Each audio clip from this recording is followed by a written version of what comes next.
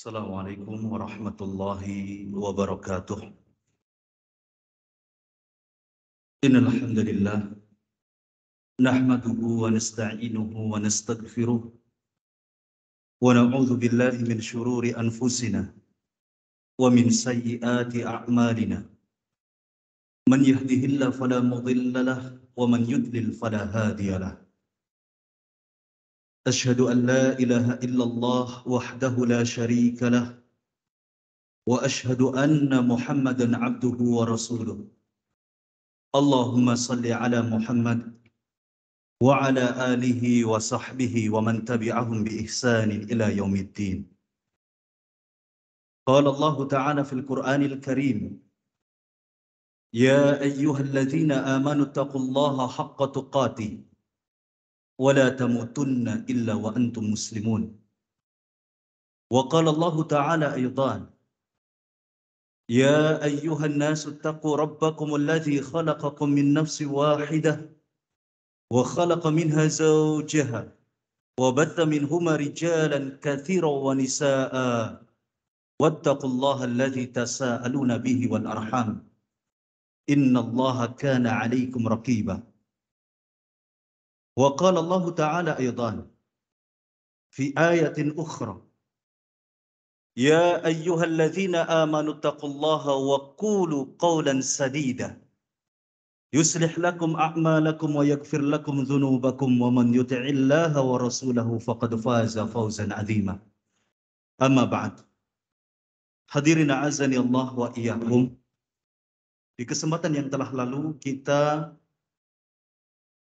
sudah membahas sedikit atau muqaddimah dari ayat yang ke-15 sampai beberapa ayat setelahnya.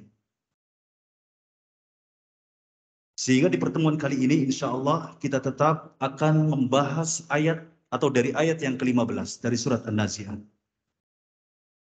Di mana Allah Subhanahu wa taala berfirman, hal ataka hadithu Musa. Di sini Allah Subhanahu wa taala bertanya kepada Musa.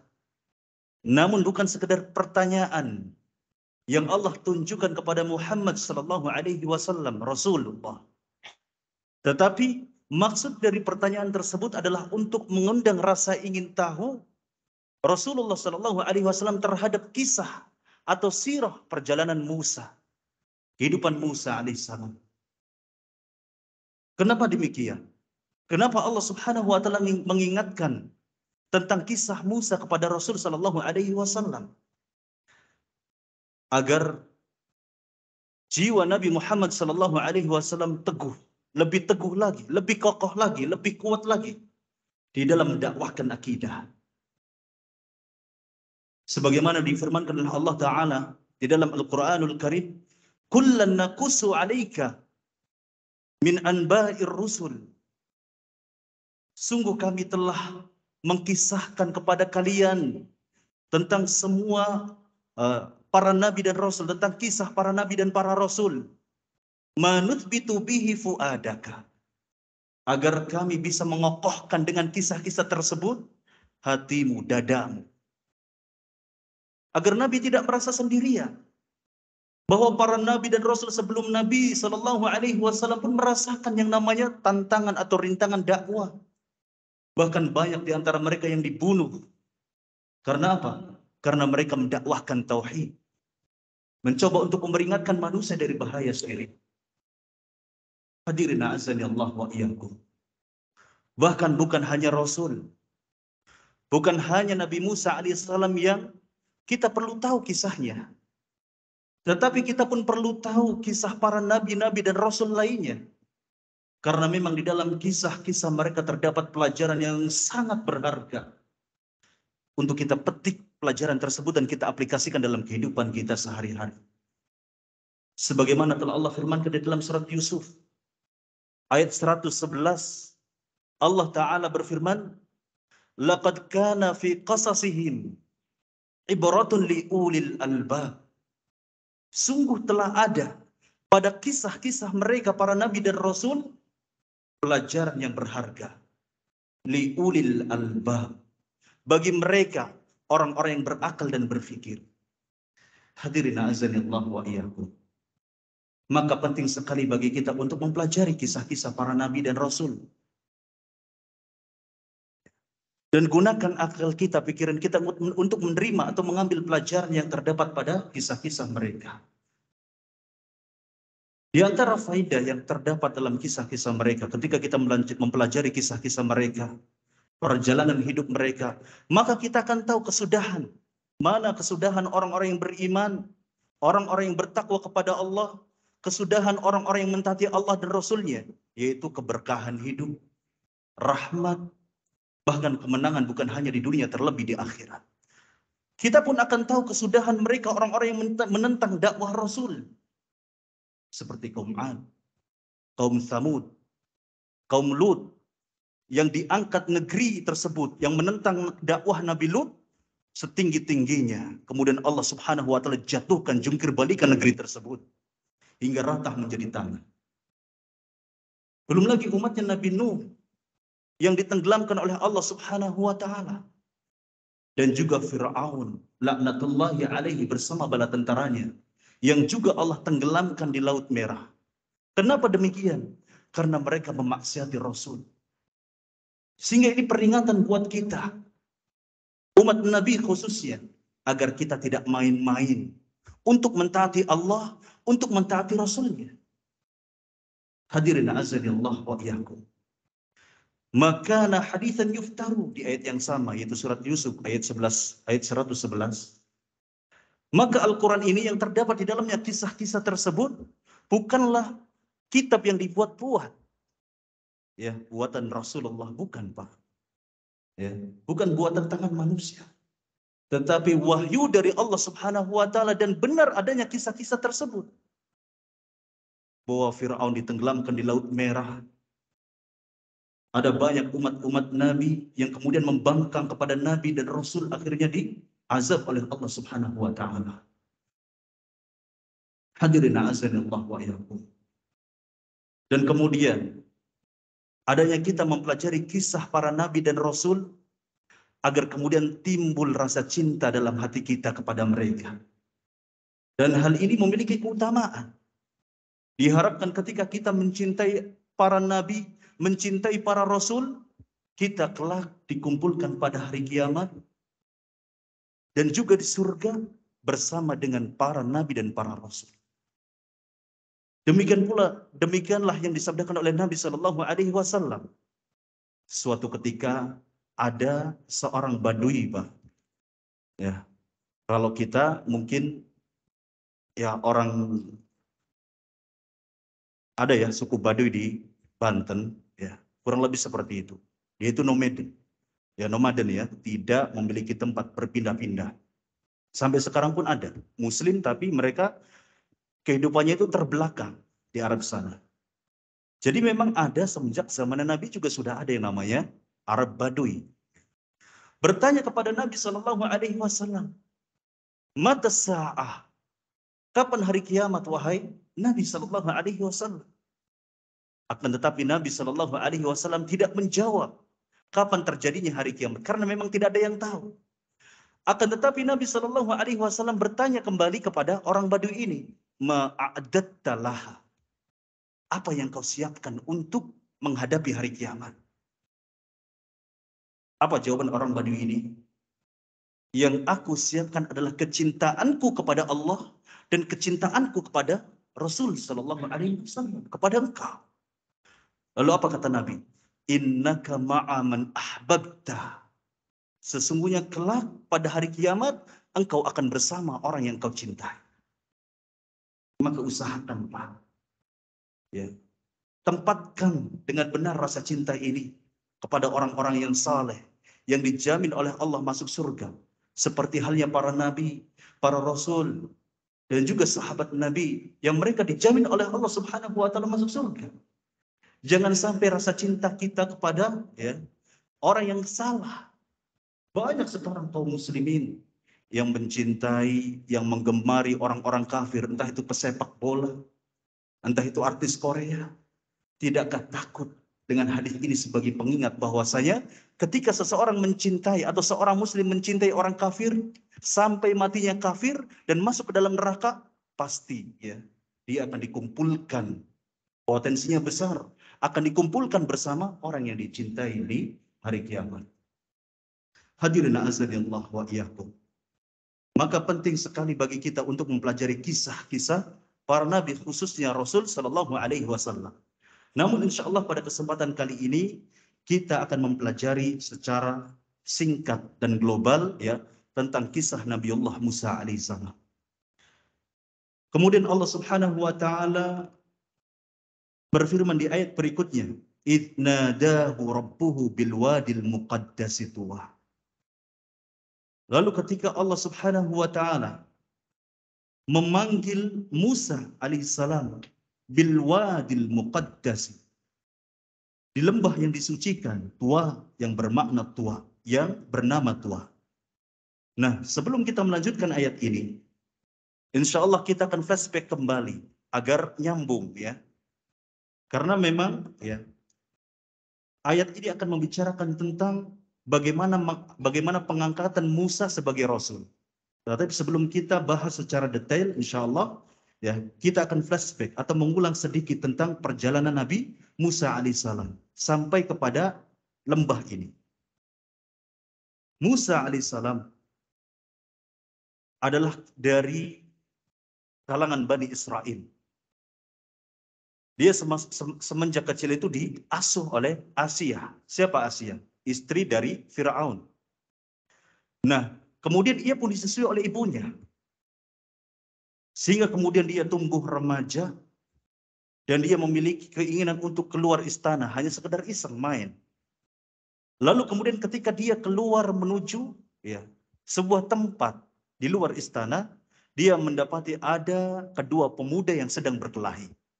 Yang satu dari kalangan Bani Israel, yaitu dari kalangannya atau golongannya, yang satu dari suku Kipti, asli penduduk Mesir.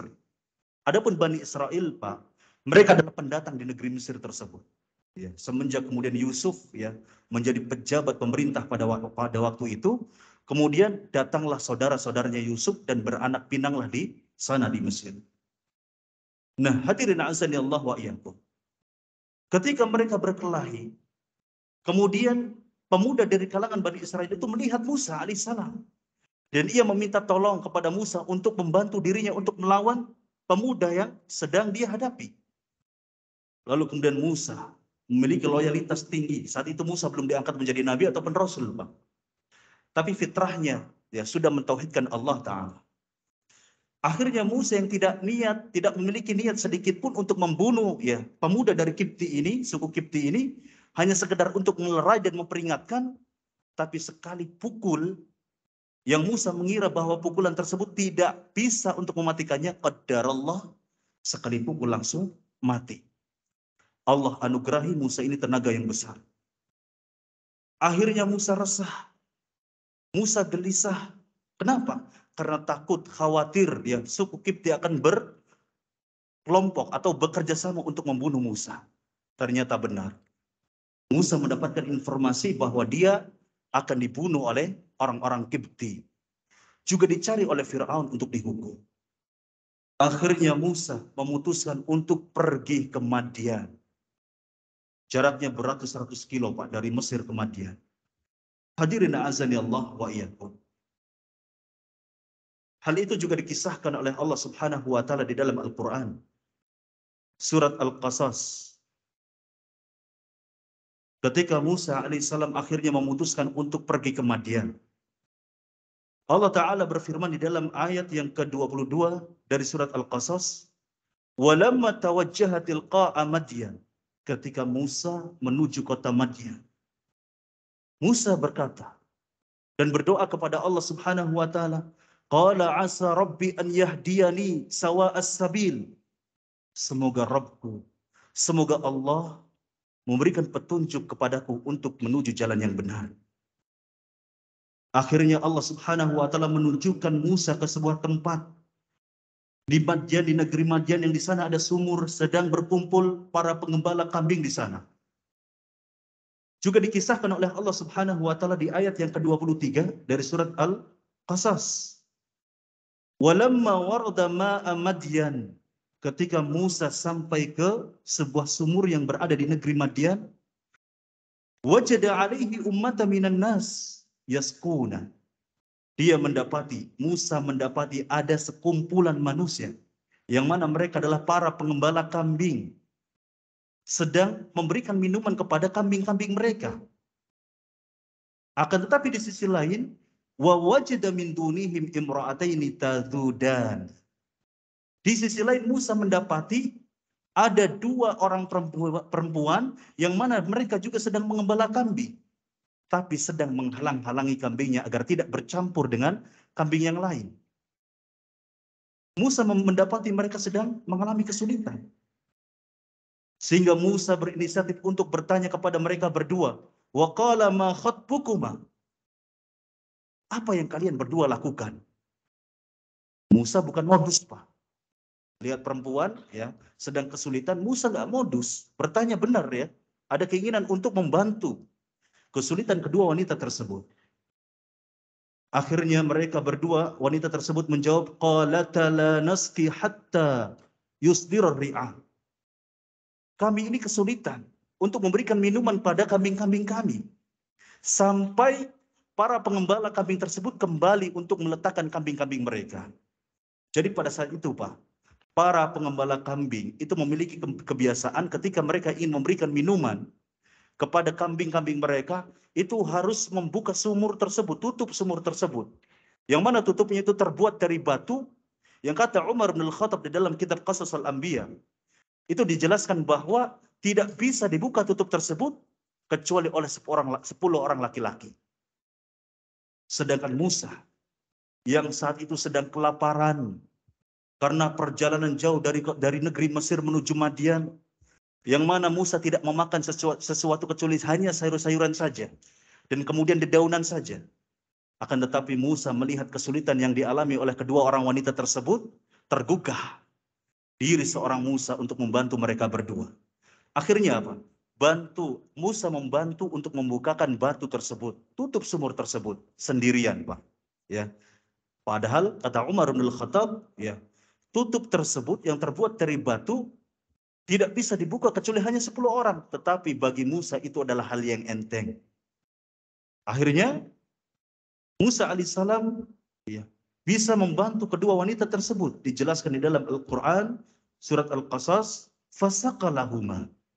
Kemudian Musa memberikan minuman kepada kedua orang wanita tersebut, dan kedua wanita tersebut dapat memberikan minuman kepada kambing-kambingnya. Setelah itu Musa langsung kembali kepada tempat duduknya semula. Thumma tawalla ila dhilli faqala rabbi inni lima anzalta ilayya min khairin faqir. Setelah Musa kembali ke tempat naungannya semula, Musa berdoa kepada Allah Subhanahu wa taala. Faqala rabbi inni, wahai Rabbku, inni lima anzalta ilayya, sesungguhnya aku butuh agar engkau menurunkan makanan yang baik untukku. Lalu ketika Musa alaihissalam sedang berdoa demikian, didengarlah oleh wanita-wanita tersebut. Ya. Sehingga tidak lama kemudian, wanita tersebut mendatangi Musa alaihissalam. Faja'athu ihdahuma tamshi 'ala istihya'i. Maka salah satu dari kedua wanita tersebut mendatangi Musa dalam keadaan malu-malu, Pak. Nampaknya kedua wanita tersebut adalah wanita yang salehah. Bukan wanita yang banyak sekali ada di zaman ini. Ya, seringkali tidak tahu malu, memakai pakaian kurang bahan, ya, berani ya menyampaikan sesuatu yang tidak layak untuk disampaikan, ya. Karena ya pergaulan zaman ini seperti ini, Pak. Ya. Mereka tidak tahu yang namanya mahram. Taunya mereka laki-laki dan perempuan boleh campur, bahkan kumpul kebo. Ini terjadi. Tapi lihat apa yang terjadi di saat itu. Seorang wanita yang dididik oleh orang tuanya, Nabi Syuaib, ya, dengan didikan yang baik, sehingga lahirlah akhlak yang baik dari anaknya ini. Ingin menyampaikan sesuatu kepada Musa dengan rasa malu yang begitu tinggi. Apa yang dikatakan oleh wanita tersebut? Qalat inna abi yad'uka liyajziyaka ajra ma saqaita lana. Sesungguhnya abiku, yaitu Nabi Su'aib, meskipun memang para ulama khilaf, silang pendapat, Pak. Ada yang mengatakan bahwasanya itu bukan Nabi Su'aib. Bapak dari kedua wanita tersebut bukan Nabi Su'aib.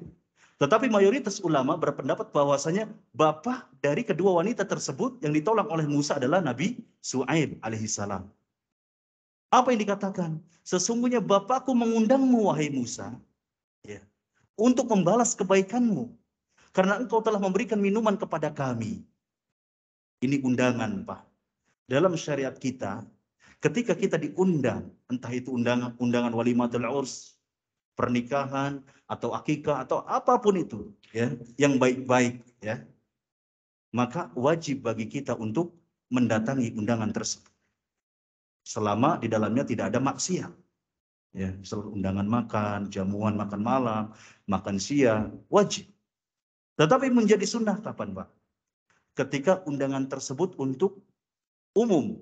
Misalkan ya di masjid ini ada acara akikah yang diadakan oleh Pak Haji Rahmat misalkan. Kemudian di Madin atau di grup masjid tersebut diundang bahwa diberitahukan kepada seluruh jamaah Masjid Al-Jamaah untuk mengundang untuk mendatangi acara akikah anak kedua dari Pak Haji Rahmat. Maka kita mendatangi acara tersebut itu hukumnya sunnah. Kenapa? Karena untuk seluruh, untuk umum. Berbeda keadaan ketika yang diundang adalah individu satu-satu. Ya. Si fulan diundang oleh Haji Rahmat, si fulan diundang oleh Pak Haji Rahmat. Ya, terus maka seluruhnya wajib untuk mendatangi undangan tersebut. Begitu hukumnya, Pak. Demikian pula Musa alaihissalam. Ketika diundang oleh Nabi Su'aib, ya, maka beliau mendatangi Nabi Su'aib alaihissalam. Wa qassa alaihil qasas. Dan Nabi Musa alaihissalam memberikan kisah atau mengkisahkan perjalanan hidupnya, yang mana beliau datang dari negeri Mesir hingga negeri Madian. Ya, diceritakan bahwa dia itu diancam dibunuh, ya, dikejar-kejar oleh suku Kipti, belum lagi dicari-cari oleh Firaun yang akan menghukumnya, sampai ia kemudian, ya, sampainya dia ke negeri Madian. Lalu apa kata Nabi Su'aib? Qala la takhaf. Jangan engkau takut, wahai Musa. Najauta minal qaumidz zalimin. Engkau telah berhasil, engkau telah selamat dari orang-orang atau kaum yang zalim. Ya, suku Kipti ini orang zalim, Pak. Ya, banyak ya. Pada umumnya mereka ini adalah orang-orang yang zalim. Ya. Firaun itu benci sekali kepada Bani Israel. Bani Israel itu pendatang, Pak. Ya. Di Mesir itu pendatang. Tapi mereka adalah orang-orang yang cerdas. Bertani sukses bertaninya. Berdagang sukses berdagangnya. Ya. Belum lagi mereka di dalam ajaran Bani Israel tersebut, ya, meyakini bahwasanya Musa nanti akan hancur kekuasaannya. Sehingga makin bencilah Musa. Ya. Sehingga tidak jarang, ya, Bani Israel itu diperbudak, dianiaya oleh Musa alaihissalam. Oleh Fir'aun la'natullahi alaihi. Ya. Dan bahkan ketika paranormalnya atau tukang sihirnya menginformasikan bahwa kelak, ya, di tahun sekian akan lahir seorang anak laki-laki untuk menghancurkan kekuasaannya. Ya, ketika dia sudah dewasa nanti, maka Musa dengan teganya membunuh seluruh anak laki-laki, bayi yang baru lahir pada saat itu. Zalim Musa ini. Belum lagi dia mengaku Tuhan. Meniadakan tidak ada Tuhan kecuali aku, kata Musa, kata Fir'aun, afwan. Ya. Kemudian ketika keduanya sedang berbincang-bincang antara Musa alaihissalam dengan Nabi Su'aib, salah satu putrinya berkata kepada Su'aib, qalat ihdahuma, berkata salah satu di antara kedua putri Nabi Su'aib, ya abatis ta'jirhu. Ini ngode mungkin ya, Pak ya. Apa yang diminta oleh putrinya? Wahai bapakku, jadikanlah Musa ini sebagai pegawaimu. Ya. Wallahu a'lam, sepertinya senang nih anak, ya. Senang laki-laki, ya, wajar. Laki-laki senang perempuan wajar. Yang enggak wajar bagaimana cara aplikasinya, Pak? Ya. Inna khaira man ista'jartal qawiyul amin. Sesungguhnya sebaik-baik orang yang engkau jadikan pegawai adalah orang yang memiliki sifat al-qawiyul amin.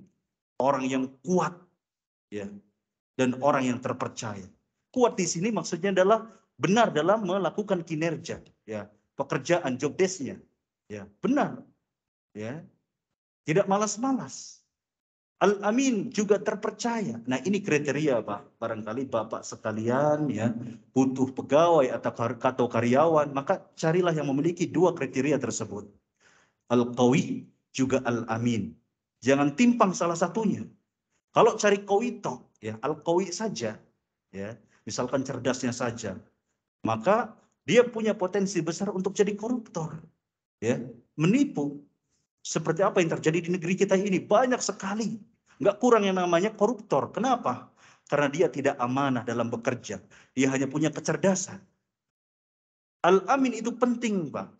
Ya, sehingga ini patokan. Barangkali kita punya, ya, barangkali kita punya usaha, kemudian mencari pegawai, maka carilah pegawai yang al-qawi dan al-amin. Nah, hadirin azani Allah wa iyyakum. Kemudian Nabi Shu'aib menawarkan kepada Musa dengan tawaran yang sangat menarik. Ya, Nabi Shu'aib ini adalah pengusaha kambing, Pak, ya, bos kambing, ya. Apa yang ditawarkan Nabi Shu'aib alaihissalam? Qala inni uridu an unkihaka ihda banatayya hataini ala an ta'jurani thamaniya hijaj. Sesungguhnya aku ingin uridu an unkihaka. Sesungguhnya aku ingin menikahkanmu. Ihda banatayya hataini dengan salah satu di antara kedua putriku. Ala an tu'jurani thamaniya hijaj, ya. Dengan syarat engkau membantu pekerjaanku selama 8 musim haji. Berarti 8 tahun, Pak. Ya, ditawarkan.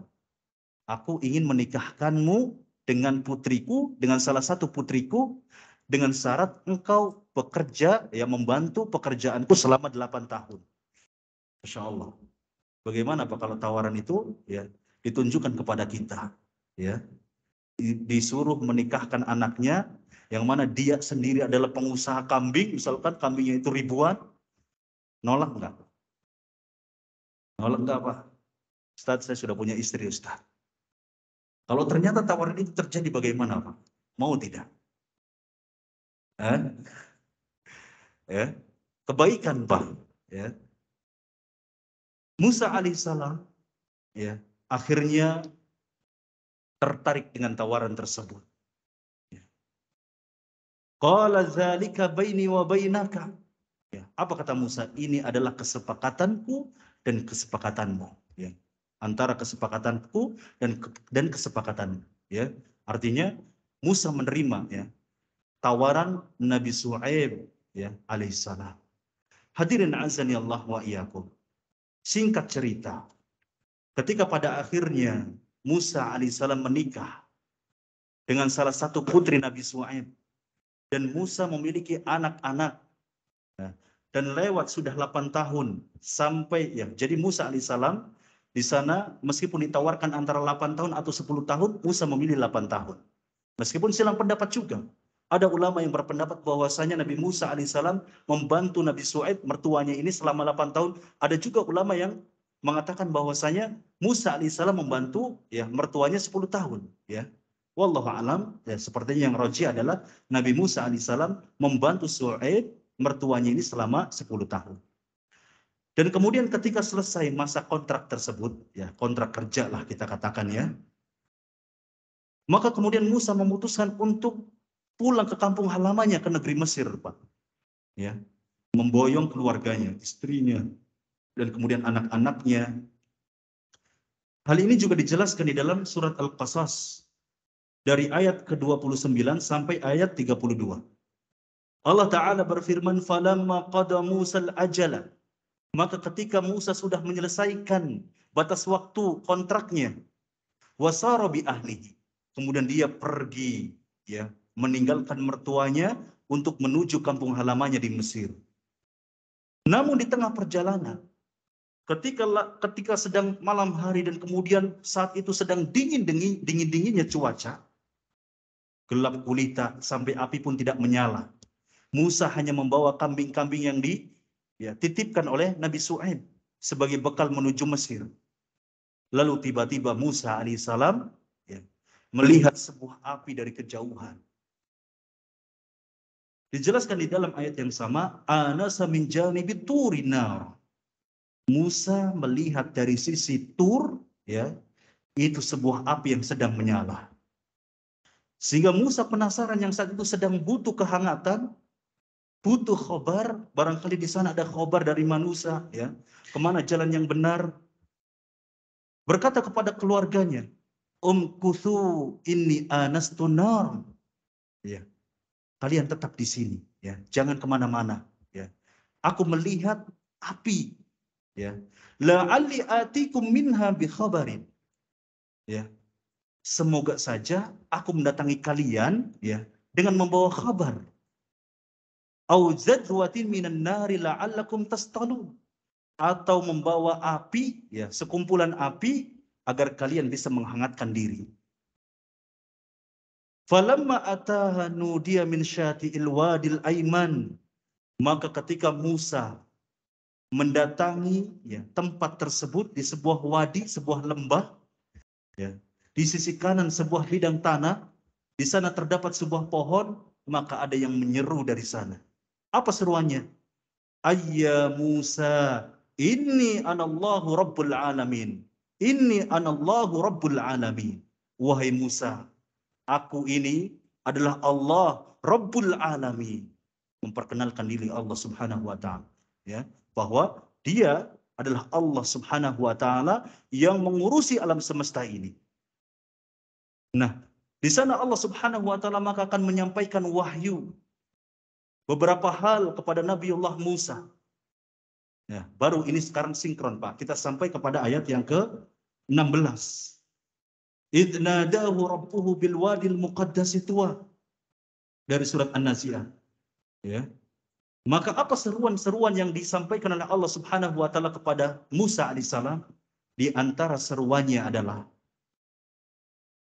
wa an alqi, sebagaimana disebutkan di dalam surat Al-Qasas ayat 31, wa an alqi asaka, maka lemparkanlah tongkatmu. Jadi Musa ini, Pak, ya, memiliki kebiasaan membawa tongkat kemana-mana. Membawa tongkat kemana-mana. Untuk apa? Untuk sebagai tumpuan, ya, ketika berjalan, barangkali ketika naik ke bukit, ya. Atau tongkat ini juga bisa digunakan untuk, ya, mengambil dedaunan, ya, di pepohonan. Untuk apa? Untuk makan kambing-kambingnya. Ya. Tetapi suatu ketika dia berada di lembah yang disucikan bernama Tuwa, dan ada seruan dari Allah Subhanahu wa taala yang mengaku dirinya adalah Allahu Rabbul Alamin, kemudian memerintahkan Musa alaihissalam untuk melemparkan tongkatnya. Seketika itu Musa yakin bahwasanya yang menyeru dan mengaku dirinya adalah Allahu Rabbul Alamin adalah benar-benar Allah Tuhannya. Sehingga ketika diperintah oleh Allah, sam'an wa ta'atan, langsunglah Musa melemparkan tongkatnya. Apa yang terjadi?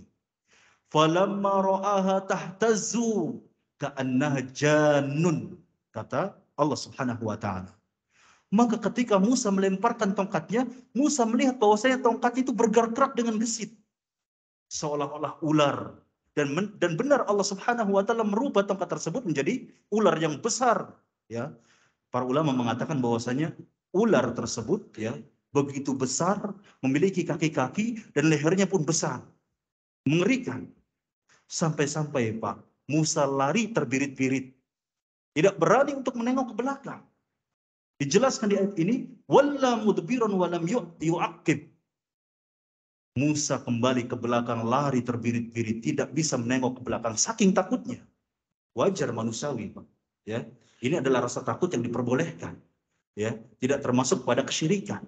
Ya, kita kalau ketemu singa di jalan, apa yang kita lakukan? Tawakal kepada Allah, tidak lari. Enggak, ya. Lari boleh. Ya. Takut yang diperbolehkan. Ya. Demikian pula Musa, ketika tongkatnya berubah menjadi ular, dia lari terbirit-birit. Akan tetapi Allah Subhanahu wa taala menyeru kembali Musa, "Ya Musa, aqbil wa la takhaf." Wahai Musa, kembalilah. Janganlah engkau takut terhadap ular tersebut. Innaka minal aminin, sesungguhnya engkau ini termasuk orang-orang yang diberikan keamanan. Hadirin azani Allah wa iyyakum. Hakikatnya ini adalah latihan sebetulnya yang Allah persiapkan untuk menghadapi Fir'aun nantinya. Dan ini adalah mukjizat pertama yang Allah berikan kepada Musa.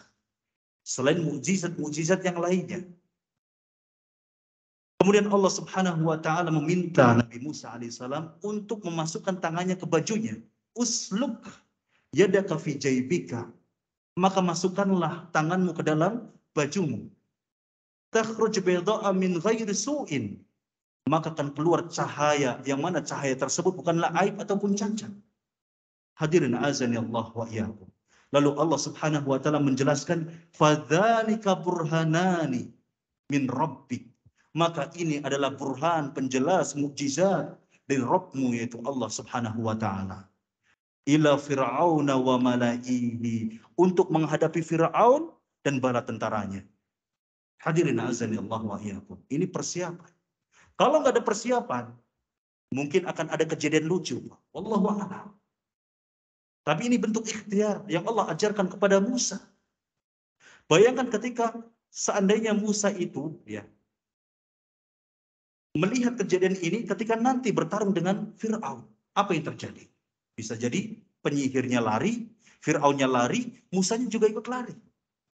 Ya, ketika tarung dengan penyihir, tongkatnya dilemparkan oleh Musa, kemudian menjadi ular, maka bisa jadi lari semua. Lucu nggak kira-kira Pak? Gak lucu, Bisa jadi Musa ditertawakan oleh lawannya, loh. Kok Musa lari? Gak ada hebat-hebatnya. Sehingga Allah Subhanahu wa taala melatih Musa supaya terbiasa dengan tongkatnya, supaya terbiasa dengan ular, yang mana dia ini adalah tongkatnya Nabi Musa alaihissalam. Hadirin azani Allah wa iyyakum. Maka kemudian Allah Subhanahu wa taala berfirman di ayat yang ke-17, idhab ila fir'auna innahu tagha. Pergilah wahai Musa kepada Fir'aun, bahwasanya dia Fir'aun telah melampaui batas. Hadirin azani Allah wa iyyakum. Ketika Allah Subhanahu wa taala menyeru Musa di bil wadil muqaddas ini, ternyata ada perintah-perintah lain atau wahyu lain yang Allah sampaikan kepada Musa. Apa wahyu yang lain? Dijelaskan di dalam surat Thaha. Dari ayat yang ke-11 sampai ayat yang ke-16. Allah Ta'ala berfirman, falamma ataha nudiya ya Musa. Maka ketika Musa mendatangi wadi tersebut, lembah tersebut, diserulah Musa. Inni ana rabbuka, bahwasanya aku adalah Rabbmu, Allah Subhanahu wa taala. Fahla na'laika, maka lepaskanlah kedua sandalmu. Innaka bilwadil muqaddas itu, karena sesungguhnya engkau sedang berada di lembah yang disucikan. Wa ana ikhtartuka fastami' lima yuha, dan aku memilihmu, maka dengarkanlah baik-baik wahyu yang Allah berikan kepada engkau. Maka saat inilah kemudian Musa diangkat menjadi rasul.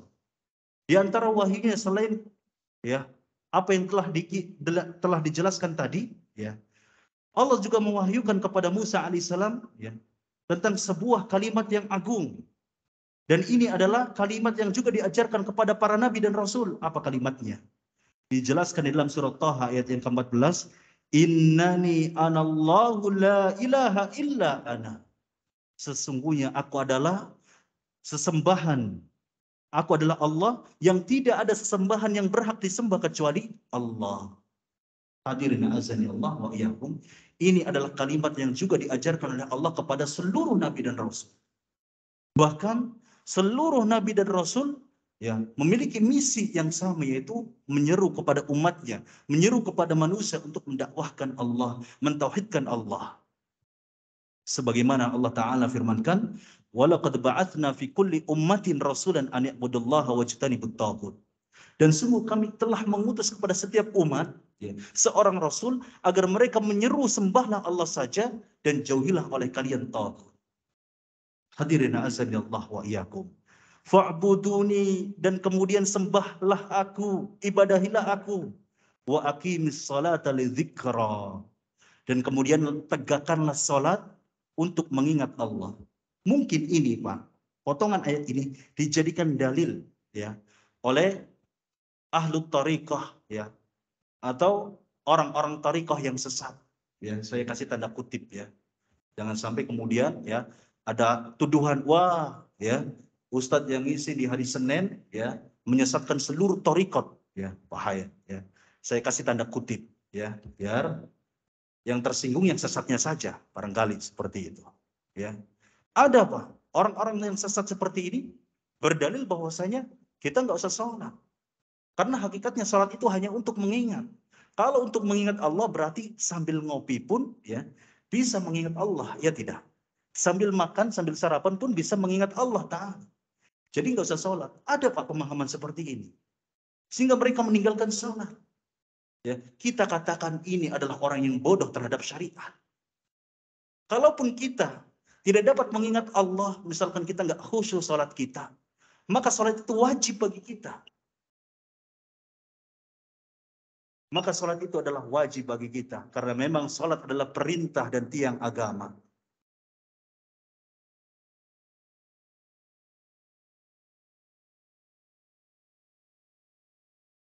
Baik, hadirin azani Allah wa iyyakum.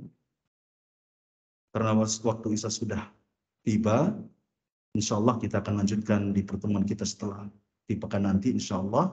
Mari kita tutup kesempatan kita kali ini, majelis kita kali ini dengan doa kafaratul majlis. Subhanakallahumma wa bihamdik, asyhadu an la ilaha illa anta, astaghfiruka wa atubu ilaik.